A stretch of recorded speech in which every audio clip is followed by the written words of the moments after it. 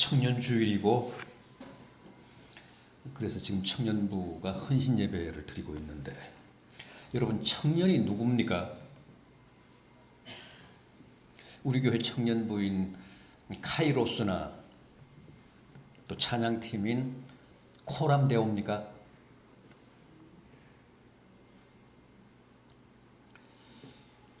그렇죠. 카이로스 회원들도 또 코람데오 대원들도 다 청년들입니다. 그러나 엄밀히 말하면 하나님 앞에서는 우리가 다 청년이죠. 하나님 앞에서는 청년이 따로 없습니다. 그렇지 않습니까? 여러분, 하나님은 연세가 어떻게 되십니까? 하나님은 연세가 영원이죠. 자식이 아무리 60세고 70세여도 부모님 앞에서는 여전히 어린 아이고 철없는 자식이듯이 연세가 영원이신 하나님 앞에서는 누구도 나이를 자랑할 수 없습니다. 다 어린 아이고 청년일 뿐입니다. 영원하신 하나님 앞에서는 100살도 아니 10,000살도 다 어린 아이입니다. 청년입니다.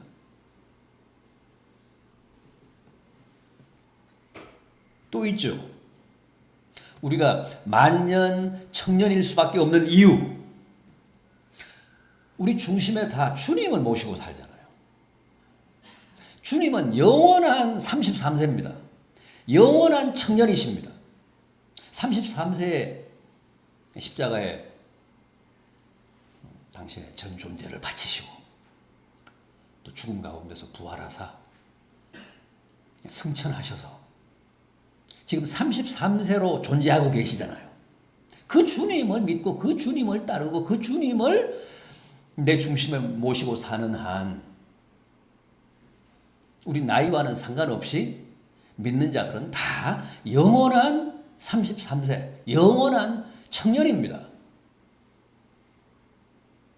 항상 주님의 길을 받아서 청년으로 살아가는 사람들. 그게 우리 신자들입니다. 오늘 본문이 솔로몬의 말씀인데, 솔로몬의 편지인데, 솔로몬의 글인데, 구약 열왕기상 3장 7절을 보면 솔로몬이 하나님께 이렇게 고백하는 대목이 나옵니다. 저는 작은 아이라 출입할 줄을 모릅니다. 앞뒤 분간이 없습니다. 일국의 왕이 하나님 앞에서 자신을 어린 아이라고 합니다. 정확한 고백 아닙니까?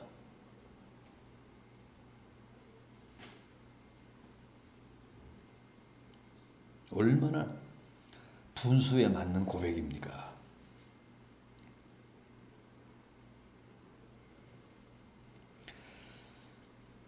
그러나 우리가 여기서 하나 잊지 말아야 할 것은 언제나 미숙한 아이고 또 혈기왕성한 청년이라고 해도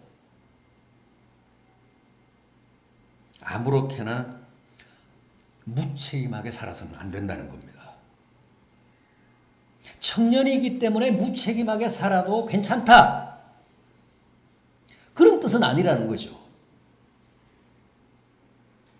청년의 때가 복되고 소중한 만큼 그 책임도 그만큼 크고 무겁다는 게 성경의 가르침입니다. 오늘 본문 앞에 나오는 11장 9절을 보십시오.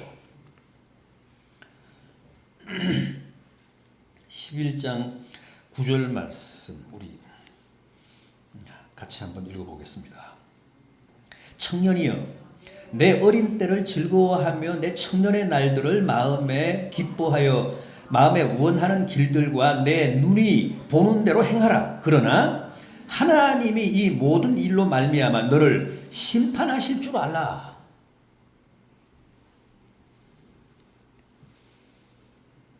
인생의 황금기인 청년의 때를 마음껏 즐기라고 합니다. 기뻐하라고 합니다. 원하는 걸 다 행하라고 합니다. 그러나 절대 잊어서는 안 될 것은 훗날 반드시 하나님의 결산이 있다고 합니다. 하나님의 심판이 있다고 합니다. 그러면서 책임적으로 살아라. 책임적으로 이 청년의 때를 보내라. 그렇게 당부하고 있습니다. 그렇습니다, 여러분. 아직은 어리고 미숙하다는 핑계로 청년의 때를 함부로 살거나 또 시간을 허송하거나 무책임하게 살면 반드시 훗날 하나님의 심판을 받습니다. 특히 청년의 때에 주의해야 할 게 바로 시간입니다. 시간 관리입니다. 에베소서 5장 16절도 청년들에게 세월을 아끼라, 때가 악하니라 그랬습니다. 청년들은 공부하느라 또 연애하느라 기술을 익히고 사회생활을 배우고 스펙을 쌓느라 또 아르바이트를 하느라 다들 시간이 없고 정신이 없습니다. 우리 교회 청년들도 다 그렇죠. 그래서 요즘은 바쁘다고 하면 다 통합니다. 바쁘다고 하면 주의를 안 지켜도 되고, 바쁘다고 하면 기도를 안 해도 상관없고, 바쁘다고 하면 성경을 안 봐도 좋고, 바쁘다고 하면 봉사에서도 다 면제해주고, 바쁘다고 하면 뭐 교회 찬양 인도를 안 해도 됩니다.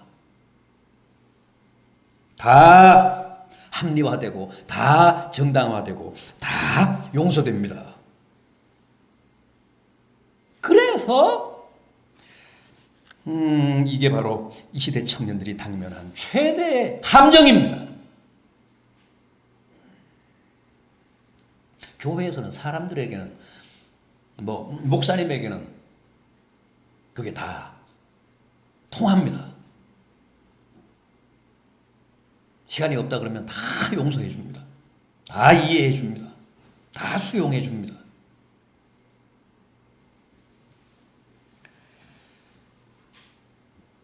그러나 성경은 어디에서도 그렇게 말씀하시지 않습니다. 시간 없으면 다 안 해도 좋다. 주일을 성수 안 해도 되고 기도 안 해도 된다. 말씀 안 봐도 된다. 그러지 않습니다.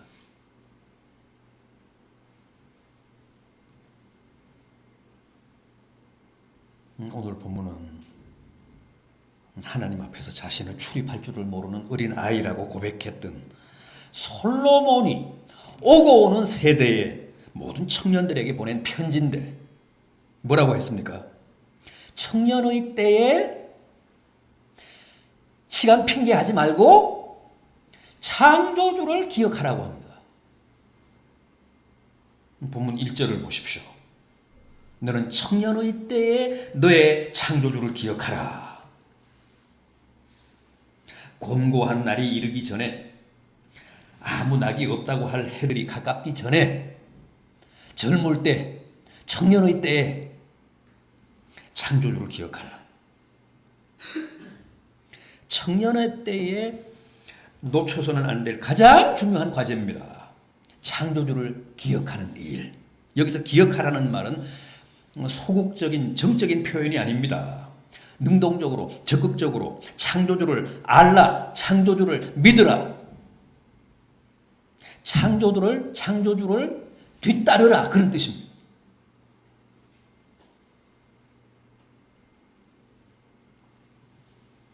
청년들은 어릴 때부터 교회에 다닌 거니까 그저 습관처럼, 혹은 믿는 부모가 강요하니까 마지못해서 교회를 나옵니다. 그래서 적극적으로, 역동적으로, 주체적으로 하나님을 알려고 하는, 하나님을 섬기고 하나님을 믿으려고 하는 의지가 참 약합니다. 예수를 믿는 일을 무슨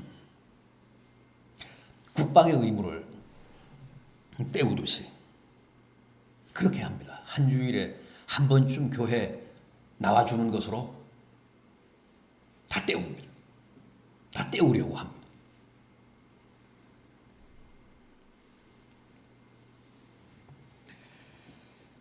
물론 아까도 말씀을 드렸습니다만 청년의 때란 여러 가지로 신앙생활을 하기가 쉽지 않은 때입니다. 그건 사실입니다. 혈기 충천할 때고 오만 방자할 때고 또 모든 권위에 저항할 때고 또 방황하고 회의하고 무한 자유를 갈망할 때고 또 여러 가지 죄에도 쉽게 노출될 때이기 때문에 신앙생활 하기가 만만치가 않습니다. 그러나 그렇기 때문에 청년의 때 창조주를 기억하고 열심히 신앙생활 하는 게 그만큼 복되고 값진 일입니다. 청년의 때에 하나님을 잘 섬기면 정말 큰 복 받습니다.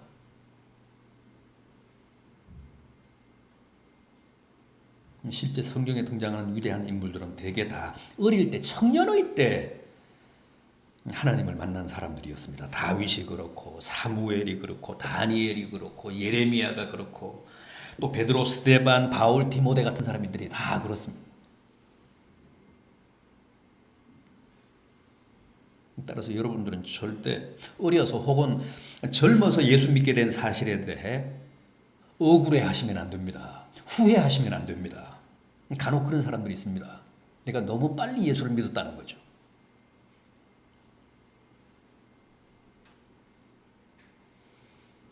막차 타고 턱걸이로 겨우 구원받은 사람들 부러워하지 마십시오. 제가 그런 말씀 가끔 드리잖아요. 예비역은 제대할 때 계급으로 결정이 됩니다. 병장으로 제대하면 그 사람은 평생 예비역 병장입니다. 2등병으로 제대하면 그 사람은 평생 예비역 2등병입니다. 죽기 5초 전에 회개하고 천국 간 사람 한편 강도죠. 그런 사람은 이를테면 영원한 2등병입니다. 그러니 얼마나 부끄러운 노릇입니까? 다른 사람들은 다 병장이고 훈장까지 달고 사는데 겨우 2등병 송충이 한 마리.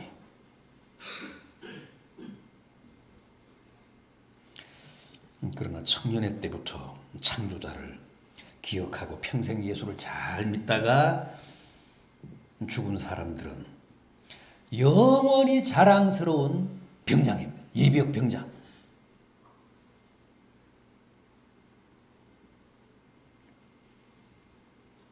따라서 여러분들이 이렇게 청년의 때에 주님을 만났다는 것은 여러분 인생의 최고의 축복입니다.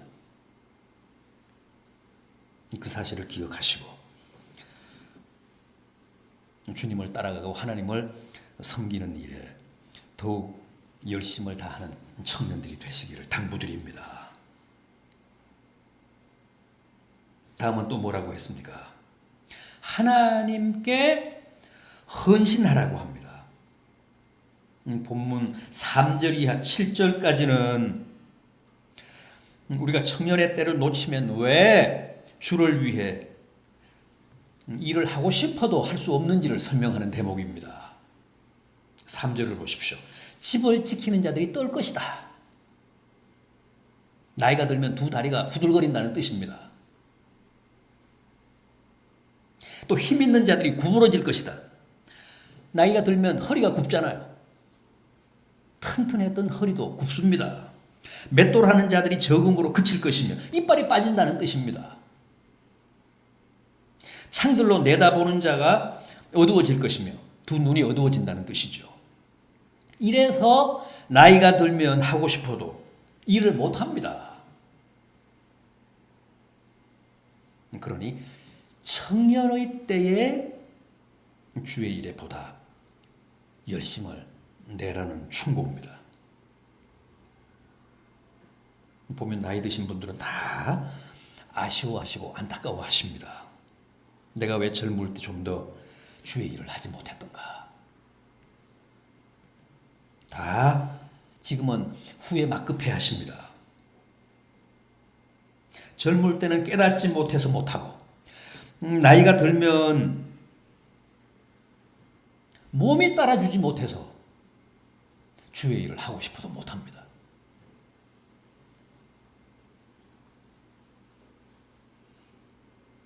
한 살이라도 젊었을 때 주를 위해 봉사하고 또 희생하고 헌신해야 합니다.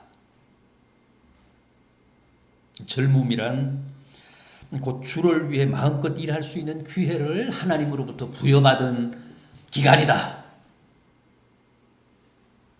그렇게 생각하라는 겁니다. 주님이 40대나 50대가 아닌 30대 초반의 인간 구속이라는 가장 위대한 사역에 투신하셔서 십자가에 자기 전 존재를 다 쏟아 부으신 것도 결코 우연이 아닙니다. 청년의 때가 가장 가치 있고 청년의 때가 가장 아름답고 복되기 때문에 그렇습니다. 30대 초중반에 자기의 온몸을 하나님께 바치면 하나님이 기뻐하십니다. 가장 싱싱할 때, 가장 건강할 때, 가장 탄력과 활력이 넘칠 때. 그래서 주님이 33세에 십자가를 지신 것 절대 우연이 아닙니다.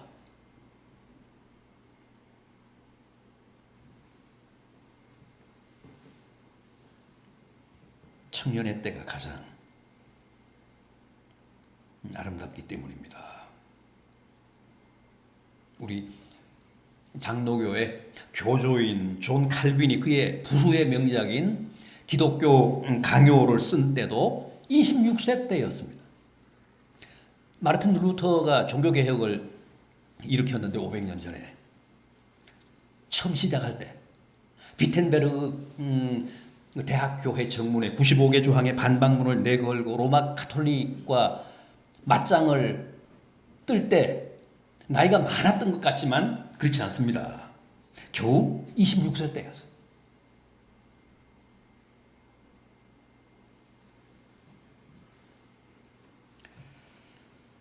여러분, 우리가 예수를 믿는다는 것은 입으로 믿거나 머리로 믿거나 가슴으로 믿는다는 뜻이 아니라 내 온 몸으로, 내 전 존재로 믿는다는 뜻입니다. 내 젊은 몸을 바치는 것.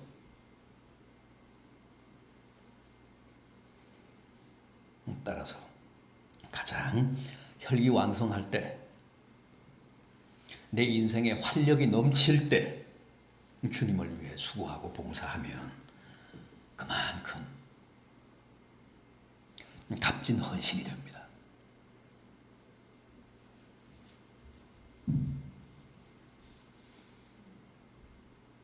여러분들은 훗날 천국 가서 괜히 잘난 체하며 제가 세상에서 은행장 하다가 왔습니다 그러지 마십시오. 내가 무슨 대학 교수 하다가 왔습니다 그러지 마십시오. 내가 장군으로 사병들을 지휘하다가 왔습니다 그러지 마십시오.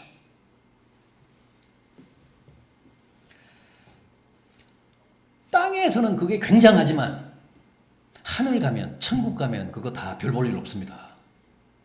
왜 그럴까요?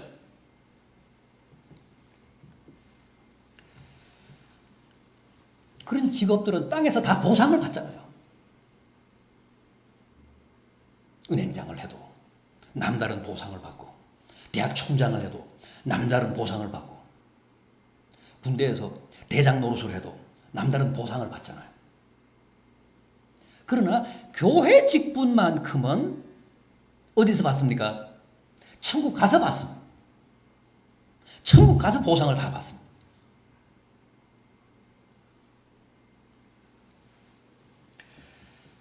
그래서 훗날 천국 가서는 은행장보다는 차라리 집사로 교회 재정 관리하다가 왔습니다. 대학이 아니라 교회 학교에서 아이들 가르치다가 왔습니다. 그러십시오. 그런 사람이 훨씬 더 복됩니다.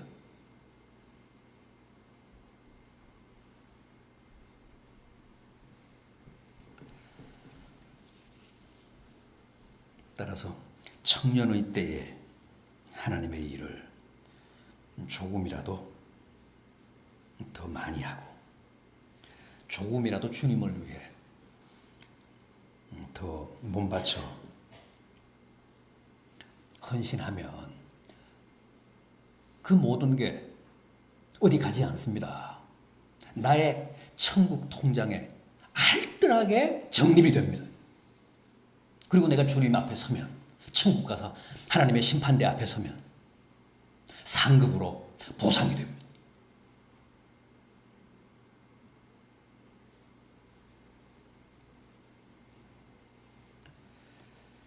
항상 주의 일에 힘쓰십시오. 그 사람이 바로 오늘 본문이 말씀하는 자신의 영원한 운명에 가장 책임적인 청년입니다. 하나 더 있습니다. 말씀을 열심히 배우라고 합니다. 본문 9절 이하를 보십시오. 본문 9절 이하를 보십시오. 전도자는 지혜자이어서 여전히 백성에게 지식을 가르쳤고 또 깊이 생각하고 연구하여 잠언을 많이 지었으며 전도자는 힘써 아름다운 말들을 구하였나니 진리의 말씀들을 정직하게 기록하였느니라. 지혜자들의 말씀들은 찌르는 채찍들 같고 회중의 스승들의 말씀들은 잘 박힌 목 같으니 다 한 목자가 주신 바이니라. 때로 말씀이 찌르는 채찍 같고 깊이 박히는 모처럼 아플지라도 청년의 때에 열심히 배우라고 합니다.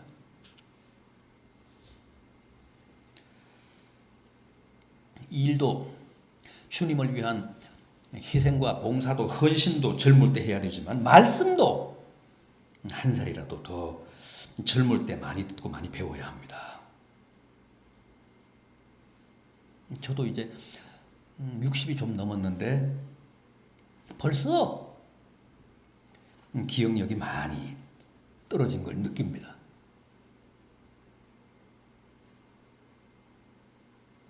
그건 어쩔 수 없습니다.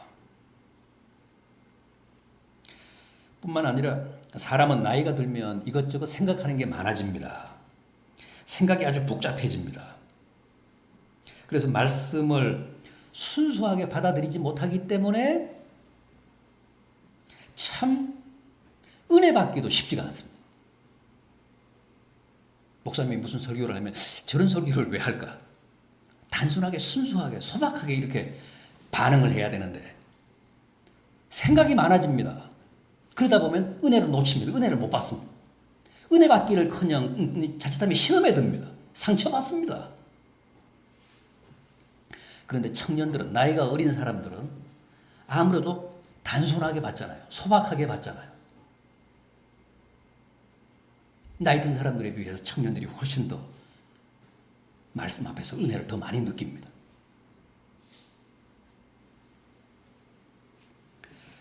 그래서 설교는 하는 사람보다 그 설교를 듣는 사람의 자세가 더 중요하다고 하잖아요. 제 설교를 듣고 여러분들이 조금이라도 감동을 받으셨다면 그건 제가 설교를 잘해서가 아니라 여러분들이 잘 들어서 그렇습니다. 청년들이 훨씬 더 그런 면에서 은혜 받을 확률이 높습니다.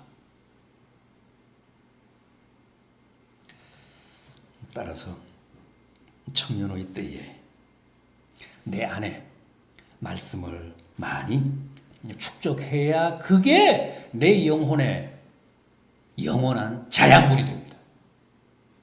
청년의 때에 말씀을 많이 축적해야 돼요.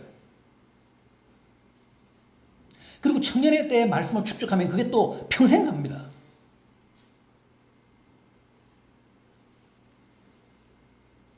청년의 때에 말씀이 부실하면 그 사람은 평생 말씀에 허약한 체질이 됩니다.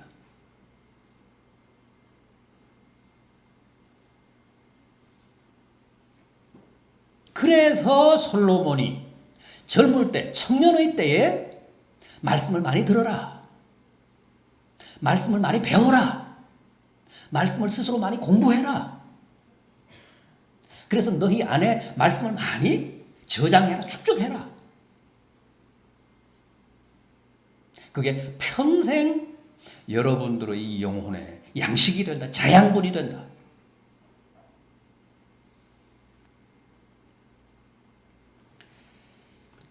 이제 오늘 이 설교의 결론, 이 전도서의 결론을 같이 한번 확인하고 맺겠습니다. 이 12장 제일 마지막 절, 전도서의 제일 마지막 절인 14절을 보십시오.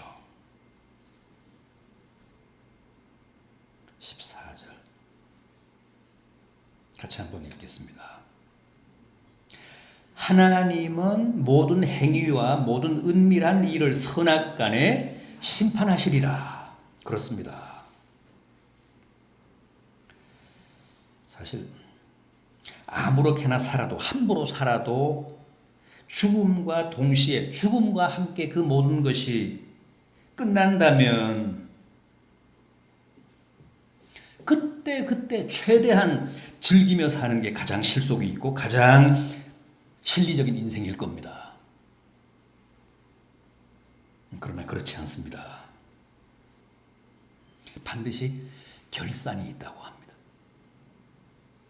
그간의 삶의 내용, 특히 인생의 황금기인 청년기에 대한 모든 행위와 은밀한 일을 하나님이 반드시 엄정하게 심판하실 것이라고 합니다.